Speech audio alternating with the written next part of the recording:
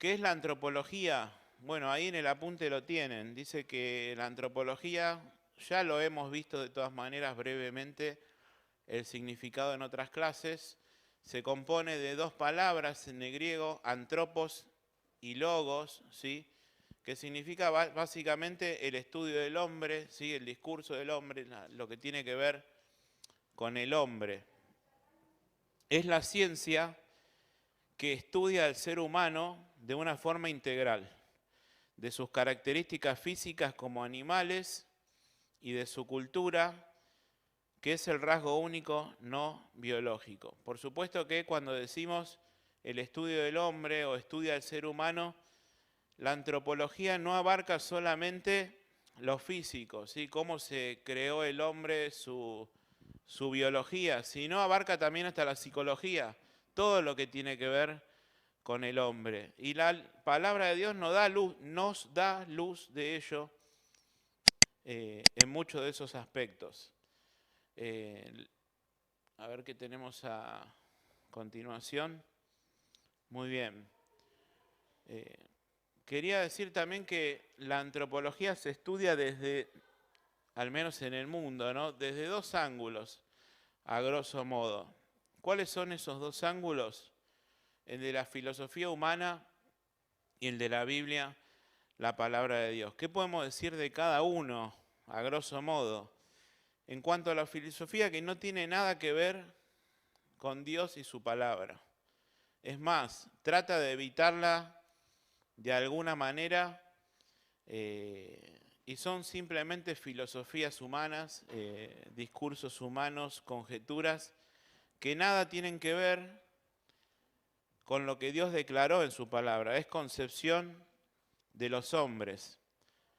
Y esto es enseñado en las universidades, en las escuelas. No sé, a alguno que va a la escuela o que estudió, seguramente le han enseñado de la teoría de la evolución, de cómo se creó el hombre. Esto es enseñado comúnmente en todos lados y no se tiene en cuenta a Dios. No dice, bueno, esto es lo que es por un lado, pero en la Biblia está determinada cosa. No. Se excluye totalmente a Dios. Y en cuanto al segundo método de estudio de la antropología, o sea, el bíblico, se remite pura y exclusivamente a la palabra de Dios. Y también se tiene en cuenta el testimonio de las personas, sí, aquellos que confirman lo que Dios ha revelado en su palabra. La antropología que no toma en cuenta la Biblia, dijimos, no le da a Dios ningún lugar. No tiene nada que ver Dios en el discurso del hombre respecto a la filosofía humana. Pero la bíblica, puesto que es una revelación divina, afirma verdades sumamente profundas en relación al hombre.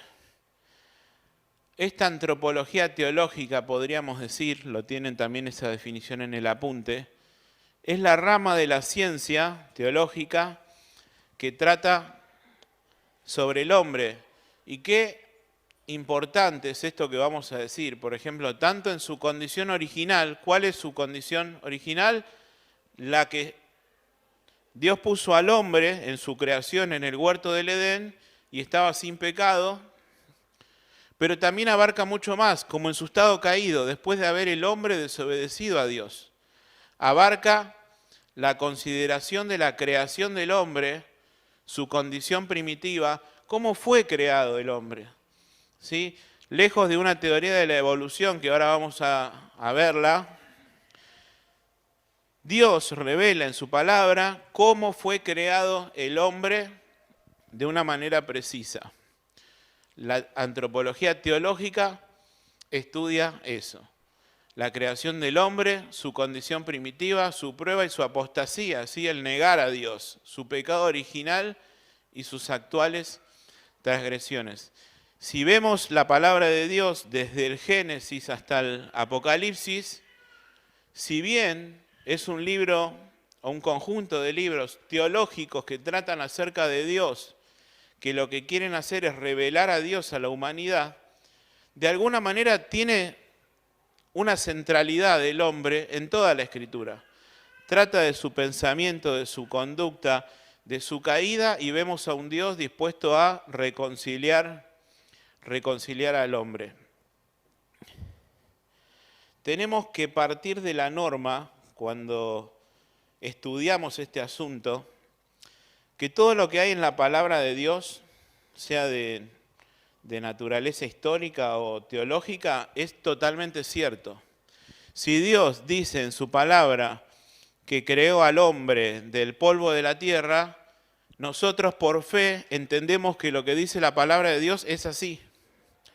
No así la antropología humana. El estudio del hombre tiene que incorporar algunos aspectos importantes de la verdad relacionada con lo que fue el hombre, con lo que es ahora y con lo que pudiera ser. Esto también está en la palabra de Dios. Con lo que fue el hombre, con lo que es ahora y con lo que va a ser. Está todo en la palabra de Dios. Pero también pensamos, y yo cuando estudiaba estas cosas, decir que la Biblia no es un libro de filosofía, no es un libro de biología. Si vos querés determinar verdades biológicas, si bien la Biblia puede dar luz de eso en algún aspecto, no vamos a encontrar detalladamente cómo se compone el ser humano, qué órganos tiene el ser humano, como por decir algo. Es un libro que enseña verdades teológicas.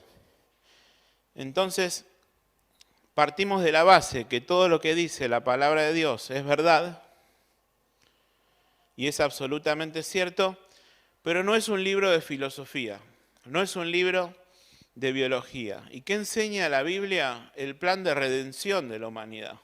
Como dijimos, su estado caído, el pecado, la desobediencia del hombre, pero vemos también a Dios intentando redimirlo, levantarlo y renovarlo. ¿Qué más nos enseña la Biblia, la palabra de Dios respecto al hombre? Bueno, nos enseña la verdadera forma de la creación, ¿no? Como dijimos, el estado original antes de su caída, nos enseña su caída. Esto lo vemos en Génesis 1, 2 y 3, vamos a leer en un momentito, algo breve. La causa real de la muerte en el mundo, por qué el hombre muere, el nuevo nacimiento, la base del derecho moral y la resurrección del cuerpo en un tiempo futuro. Todo esto lo tienen en el apunte bien detallado. Entonces, al decir que la Biblia es verdad, que su palabra es verdad, todas las verdades que enseña la Biblia respecto del hombre no son conjeturas como por ahí vemos en la filosofía humana. No son producto del hombre ponerse a filosofar, a pensar, a ver cómo pudiera haber sido la creación del hombre. Lo que dice la Biblia es la revelación de Dios y es verdad. Vamos a avanzar un poco. El origen del hombre. Bueno, basado un poco obviamente en lo que veníamos diciendo, hay dos sistemas de pensamiento totalmente definidos, el evolucionismo y el creacionismo. Yo pongo ahí en el apunte, o no, creo que no lo tengo en el apunte, el verdadero origen del hombre está dado en la palabra de Dios. El verdadero propósito del hombre y el por qué fue creado está determinado en la palabra de Dios. Y cuando también pensaba esto, pensaba que Dios, al crear al hombre y al soplar en su nariz, dice, aliento de vida y ser el hombre un ser viviente, puso la ley, sus mandamientos, su moral, su carácter en el corazón del hombre. En lo más íntimo del ser del hombre, Dios puso su ley en los corazones del hombre, por más que el hombre trate de negarlo y alejarse de Dios. Entonces, estos dos sistemas de pensamiento, evolucionismo y creacionismo, ahora vamos a estudiarlos en detalle. Teoría de la evolución. Y vamos avanzando. No es mucho lo que vamos a decir en esta hora respecto a todos estos temas. ¿Qué dice la teoría de la evolución? Entender que el hombre es el resultado de un proceso evolutivo accidental que emergió de un supuesto germen primordial, germen que no puede explicarse de ninguna manera. ¿Qué dice? Que hace millones y millones de años, y te lo estoy explicando muy brevemente, algo que se enseñó por siglos y por siglos en las universidades, en los discursos del mundo, algo que podemos a grosso modo entender, que hace millones y millones de años un germen que se formó por el sol, por esto, por lo otro, cobró vida y ese germen fue evolucionando en algo mejor y eso mejor en algo mejor hasta producirse, no sé, animales, especies, y eso terminó en el hombre. Obviamente lo que dice Darwin, que anterior al hombre, este evoluciona del mono. Pero originalmente, y muy al principio, se habla de este germen. Ahora bien, yo pongo en el apunte, germen que no puede explicarse de ninguna manera. Y también pongo, basa ese entendimiento en la pura imaginación fantástica que no tiene siquiera una sombra de sustancia sobre la cual se puede basar la prueba. Es algo imaginativo, podemos decir. Algo que no tiene ningún sustento, algo que no tiene ninguna prueba, por eso es una teoría. Pudiera haber pasado de tal modo, aunque durante mucho tiempo, y quizás ahora también se toma como una verdad absoluta, aunque no creo que hoy por hoy esté muy presente esta teoría de la evolución. Como dijimos, esto se enseña comúnmente en las universidades, en la educación y en la ciencia. Hay dos tipos de teoría de evolución, o dos ramas, podríamos decir, que nacen de esto, la naturalista y la teísta. ¿Qué dice la naturalista? Que este germen que fue evolucionando en algo mejor, y en algo mejor, y en algo mejor, hasta llegar a las bestias, y de las bestias producirse el hombre, ese germen fue seleccionado de manera natural por ser el mejor germen de todos los que había. Dicho de alguna manera, se formaron muchos y subsistió el mejor. Y de ese mejor se formaron muchos y subsistió el mejor hasta llegar al hombre. Hasta llegar al hombre. Es como decir, a ver si lo pongo acá en el apunte, la supervivencia del mejor. Darwin, ¿qué dijo Darwin respecto a esto? Yo no daría absolutamente nada por la teoría de la selección natural si ésta requiriese adiciones milagrosas en cualquier etapa de descendencia. Excluye totalmente a Dios, ¿sí? Dice, no es necesario incluir a Dios en esto. Yo no daría absolutamente nada si tengo que involucrar a Dios en esta teoría. No, todo esto se originó naturalmente. Se generó naturalmente y fue subsistiendo el mejor germen hasta llegar al hombre. Y otro evolucionista, que pongo ahí, Julian Huxley, también afirmó el admitir una interferencia divina en estos intercambios de materia, en la página 2, y energía, en un momento particular de la historia de la Tierra, es innecesario e ilógico. Excluyen totalmente a Dios.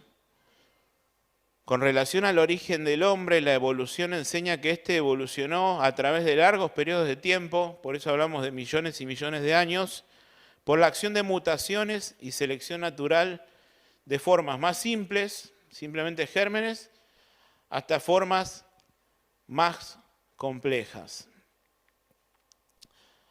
Es por eso cuando Darwin y todos los evolucionistas hablan de periodos largos de tiempo, discrepa totalmente con la verdad de Dios dada en su palabra o con el creacionismo que habla de periodos mucho más breves de tiempo de la existencia del hombre en la tierra. ¿Qué dice la evolución teísta? Bueno, esta de alguna manera involucra a Dios. Sostiene que si bien la teoría de la evolución es cierta, por decirlo de alguna manera, Dios utilizó ese procedimiento de selección natural del germen que iba evolucionando en algo mejor, fue dirigido por Dios hasta llegar a lo que tenemos hoy de la raza humana. Que esto tampoco está dado en la palabra de Dios. Pero trata de cabalgar, ahí pongo en el apunte si está siguiendo, entre estas dos verdades, la evolución teísta, entre la evolución y la creación. Simplemente trata de meter a Dios en el medio. Está bien, fue así. Fue como dijo Darwin, pero fue Dios quien dirigió todo esto. Ahora bien, hay una controversia con esta evolución teísta que se cae totalmente. Dice, Adán, que fue el primer hombre que Dios creó, fue por la evolución teísta. Ahora bien, ¿cómo fue Eva? Porque contradice, si vos estás involucrando a Dios en este proceso evolutivo, Dios dice en su palabra que después del hombre, Dios creó a Eva del hombre. Dios creó a la mujer sacándola del hombre. Bueno, no tienen respuesta al respecto y ese argumento se cae totalmente. O sea, si, como pongo yo, si Eva fue un acto de la creación de Dios, ¿por qué no lo fue Adán también? Hablando estrictamente, lo único que la evolución teísta tiene que admitir para ser teísta es que existió un ser sobrenatural, Dios, que fue la fuerza invisible que comenzó el largo proceso de la evolución. Simplemente quiere involucrar a Dios en este proceso de evolución. Hay algo más que pongo al final de este párrafo que se llama creacionismo progresivo, que habla de, al intentar involucrar a Dios y a su palabra, estos días de Génesis 1, y fue la tarde y fue el día, Dios creó en un día la tierra, en un día los mares, el sol, las lumbreras, los animales, que cada día de ellos son edades prolongadas de tiempo. Bueno, la Biblia tampoco asevera tal cosa. Y hay un efecto moral que trae toda esta teoría de la evolución. Y pongo ahí, significa que la teoría de la evolución enseña acerca de la moralidad o enseña la inmoralidad, y no. Pero todo lo que desecha a Dios, todo lo que va contrario a Dios, que es la moral perfecta, que es la santidad estipulada por el hombre, es inmoral. Todo lo que se opone a Dios y a la verdad de Dios dada en su palabra es inmoral y no tiene nada que ver con la santidad de Dios. Ahí yo pongo los versículos de sed santos porque yo soy santo. Entonces, el concepto de moral está estipulado en la palabra de Dios y en la verdad de Dios revelada para el hombre, que eso incluye el método en el cual él fue creado. Pongo yo también en el apunte. Por otra parte, si el hombre fuera producto de las fuerzas naturales, entonces no tendría responsabilidad moral que la que demandan las fuerzas naturales. Si se elimina a Dios y su palabra, así como quiere eliminarlos la hipótesis de la evolución, entonces los hombres pueden buscar ideales en los animales, y total fueron creados de los animales. Pero no, Dios creó al hombre a su imagen, dice su palabra, lo vamos a leer en un momento. Y Dios puso la ley en los corazones de los hombres para que busquemos a Dios. Hablamos del propósito de Dios para crear al hombre. ¿Para qué Dios creó al hombre? ¿Para qué puso al hombre en la tierra? Lo responde el apóstol Pablo en el libro de los Hechos. Dice que Dios nos ha puesto y nos ha prefijado los límites de nuestra existencia, los límites de nuestra habitación. ¿Cuándo vamos a nacer y cuándo vamos a morir? ¿Para qué? Dice el apóstol Pablo. Para que busquemos a Dios. si de alguna manera palpando podemos hallarle, porque ciertamente no está lejos de cada uno de nosotros. Entonces, ¿cuál es el propósito del hombre? Buscar a Dios, buscar su verdad, qué es lo que Dios habla acerca del hombre mismo en su palabra, creerle y estar en ese propósito que Dios planeó para nuestra vida. Por eso, por más que el hombre intente eliminar a Dios, el hombre estaría en falta de todas maneras. Dios puso su ley en sus corazones y también pongo ahí, antes de terminar este párrafo, el versículo de Romanos 3:4, que dice, sea Dios veraz y todo hombre mentiroso. Dios es la verdad. Dios es la verdad y Jesucristo mismo dijo, no, yo soy la verdad. Y lo que Dios reveló en su palabra es la verdad del hombre. Bueno, acá a continuación pongo un testimonio de un evolucionista que se llamó Taylor, un sir de los años 1800, que dice, al escribir sobre la teoría evolutiva del origen del hombre, hizo la siguiente afirmación.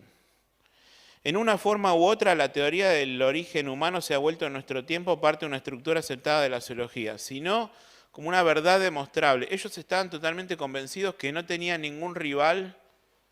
Bueno, lo dice acá, por lo menos como una hipótesis operante que no tiene rival efectivo. No hay nada que pueda derribar la teoría de la evolución.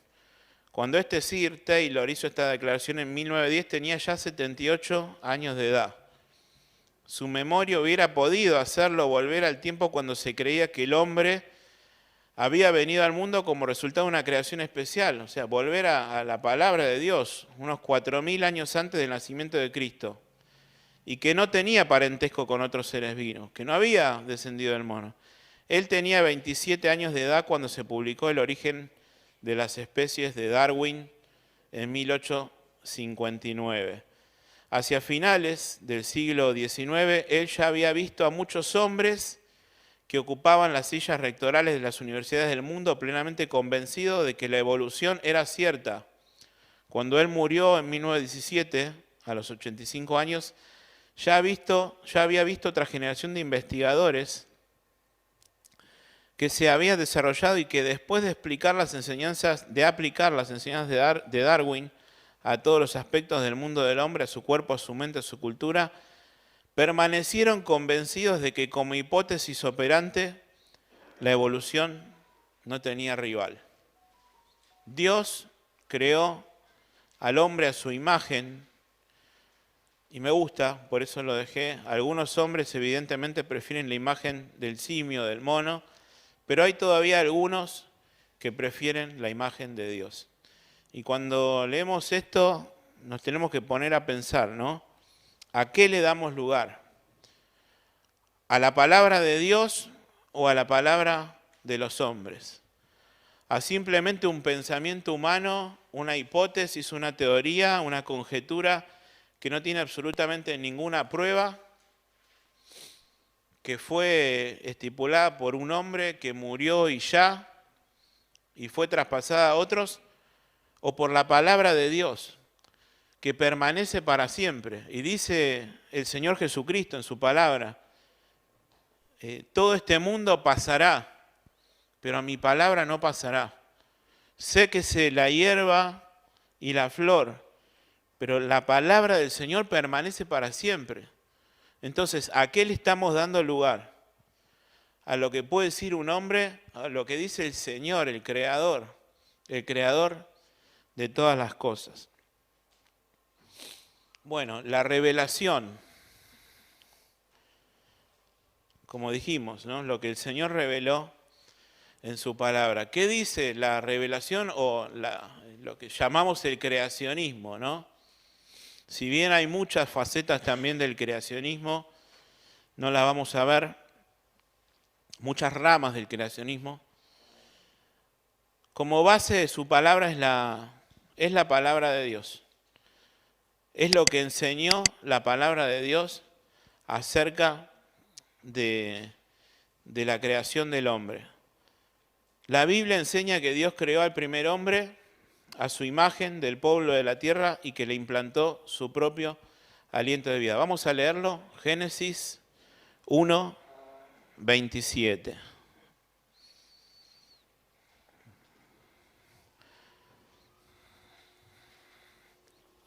Vamos a leer a partir del versículo 26.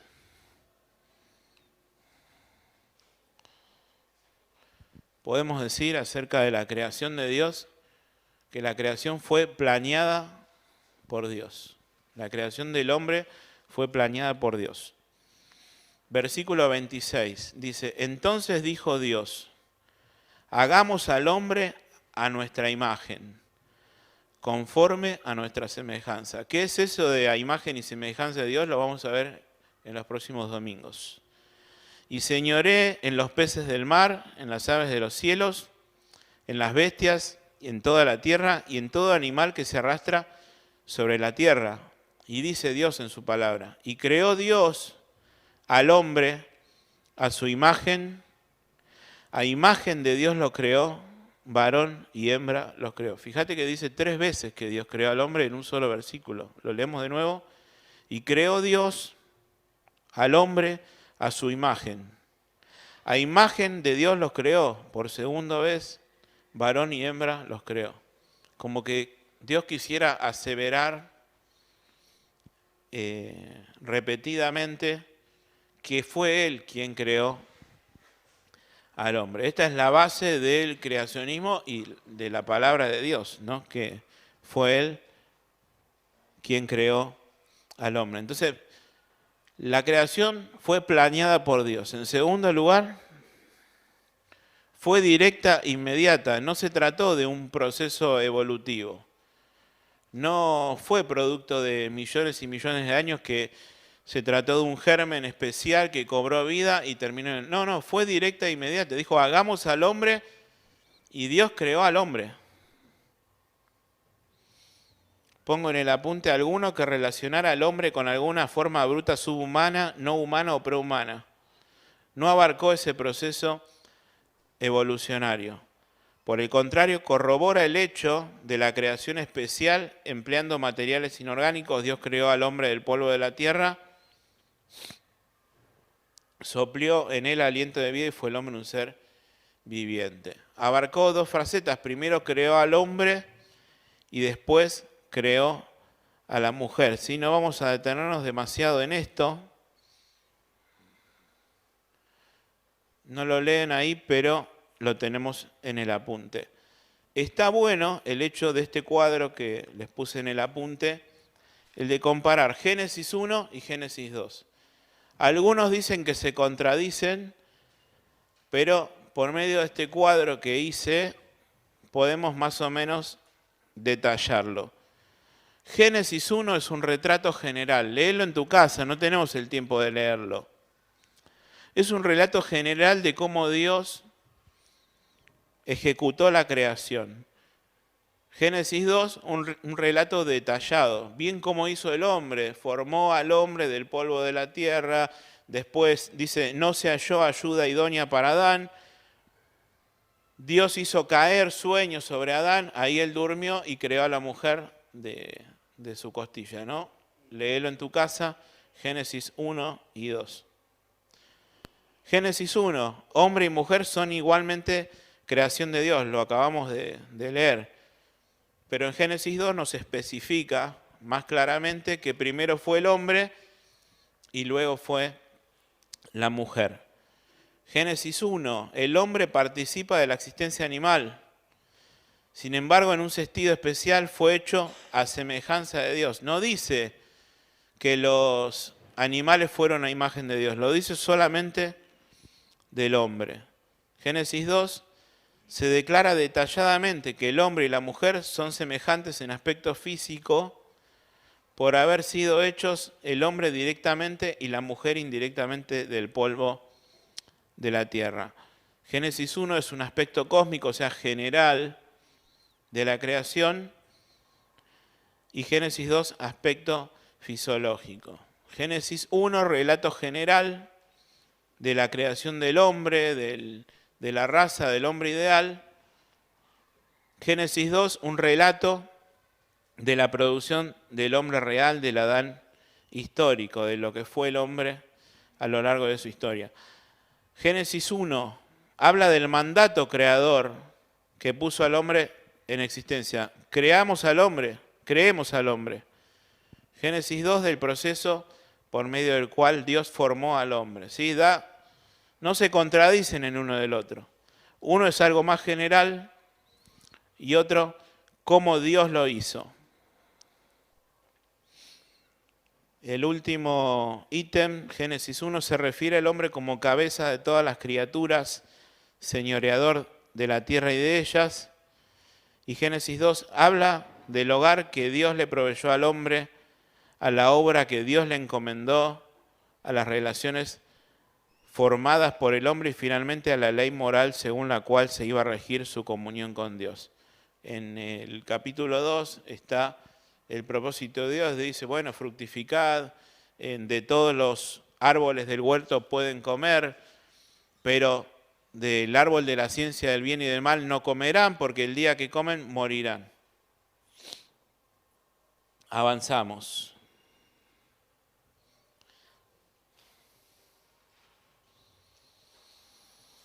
A ver qué hora es.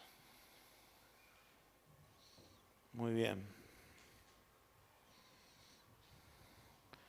Sí quiero leer algo que puse, a ver, en la página 5.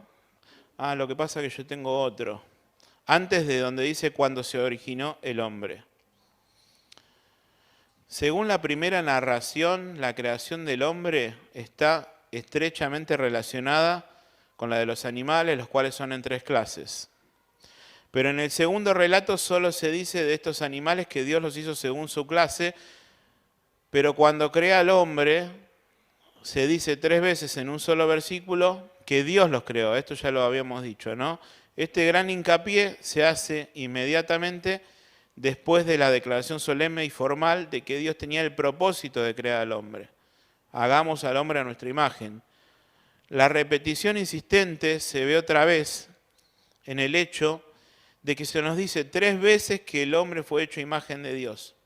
El lenguaje que se empleó en la palabra de Dios no podía ser más insistente de lo que en realidad fue al afirmar 3 veces que Dios creó al hombre directamente y 3 veces que Él lo creó a su propia imagen. Ahí pongo un texto de McDonald's que dice, afirma, es bien sabido que el cuerpo animal se compone de una manera inescrutable que se llama organización de carbono e hidrógeno, son los materiales de la Tierra. Y esto ratifica, otra vez, cuando decimos que la ciencia que apoye a lo que Dios dice en su palabra es correcta, que los materiales por medio de los cuales está compuesto nuestro cuerpo, nuestro organismo, son los materiales que tiene la Tierra. Y McDonald dice que el nombre de Adán pareciera ser una derivación del nombre Adam, que significa tierra. Un aspecto más distintivo del ser del hombre, tal como se nos narra en relación a su creación, es la verdad de que Dios sopló en su nariz el aliento de vidas. Esto es importantísimo. Nuestra Biblia dice, sopló en su nariz aliento de vida. La palabra es vidas. ¿Por qué? Porque solamente no hizo vivir al hombre, puso su carácter, su personalidad, su imagen, su semejanza, la pluralidad, la plenitud de la personalidad de Dios. Bueno, vamos avanzando. ¿Cuándo se creó, cuándo se originó el hombre? Acá hay, léelo en tu casa, según las escrituras hebreas, dice que el hombre fue creado 4004 años antes de Cristo, según la Septuaginta. ¿Alguna vez que me puede decir la Septuaginta qué era? Es la Biblia, el Antiguo Testamento, en el griego, ¿sí? Ya lo habíamos estudiado. Dice que el hombre fue creado 5411 años antes de Cristo. Y se basa mucho en las tablas genealógicas. Y cuando uno se pone a estudiar esto, en cuanto a tablas genealógicas y calcular, llega un punto en determinar que la palabra de Dios tampoco es... Dios no dio la genealogía para determinar la edad de las personas o la edad del hombre, sino para trazar una línea genealógica y nada más. Que por medio de eso podamos más o menos determinar la edad del hombre, bien, pero no da exactitud en cuanto a edad, sino a una línea genealógica descendiente de sangre. También hay una pequeña brecha, y esto es lo del final del apunte, que aquellos que estudian los lenguajes de los humanos, y en cuanto a que adhieren al evolucionismo, dice que el hombre necesitó millones y millones de años para ir transformando un lenguaje simple, bruto, al lenguaje que manejamos ahora. Pero esto se contrapone totalmente con la palabra de Dios, que dice que el hombre se relacionaba directamente con Dios por medio de un lenguaje. En Génesis, en los principios, en los primeros capítulos, habla del hombre hablando de la Torre de Babel, entendiéndose, y bueno, después todo lo que pasó con lo que ya sabemos. Y quería terminar con lo siguiente. Cuando pensaba en todo esto, pensaba en el libro de Job, y Job discutiendo con Dios, ¿no? Y Dios en algún momento le llega a decir, en Job 38, ¿dónde estabas tú cuando yo fundaba la tierra? Le dice Dios a Job. ¿Dónde estabas vos cuando yo fundaba la tierra? Házmelo saber si tienes inteligencia. ¿Quién puso sabiduría en el corazón de los hombres? Dios le pregunta a Job. ¿Quién dio al espíritu inteligencia? Y Dios le empieza a hacer un montón de preguntas a Job en el capítulo 38 y 39 que están geniales. Y en el 40 Job dice, no puedo decir nada, tapo mi boca, dice algo parecido en el relato bíblico. Para lo cual, volvemos al versículo de Romanos cuando dice, sea Dios veraz y todo hombre mentiroso, ¿no?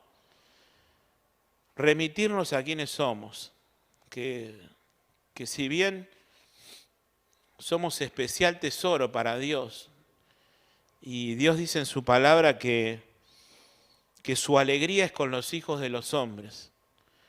Somos del polvo de la tierra, y del polvo vinimos y al polvo vamos a ir, dice la palabra, ¿no? Tener real conciencia de quiénes somos y de quién es el Señor. Que no estábamos ahí cuando Dios creaba el mundo. Y no estaba Darwin ni estaba ninguno de los evolucionistas cuando el Señor creó el mundo.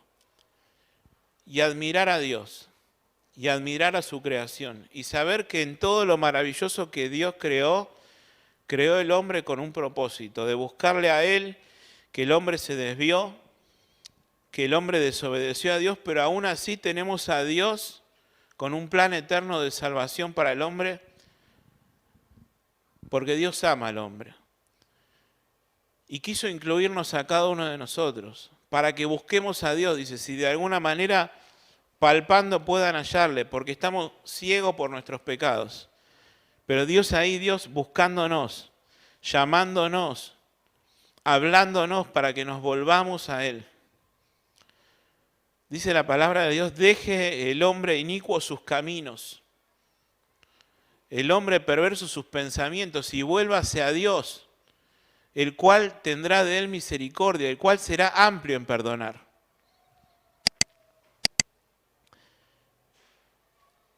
Y esa es la verdad de Dios revelada en su palabra. ¿Estábamos ahí cuando Dios creaba todas las cosas? No. ¿Qué nos queda a cada uno de nosotros? Honrar a Dios, creerle a Dios y estar dentro del propósito de Dios. Si no sos un hijo suyo, si no tenés la salvación, Dios planeó para vos una salvación grande, que consiste en que Dios envió a su Hijo Jesucristo para morir por tus pecados y los míos. Y todo aquel que en Él cree, tiene vida eterna.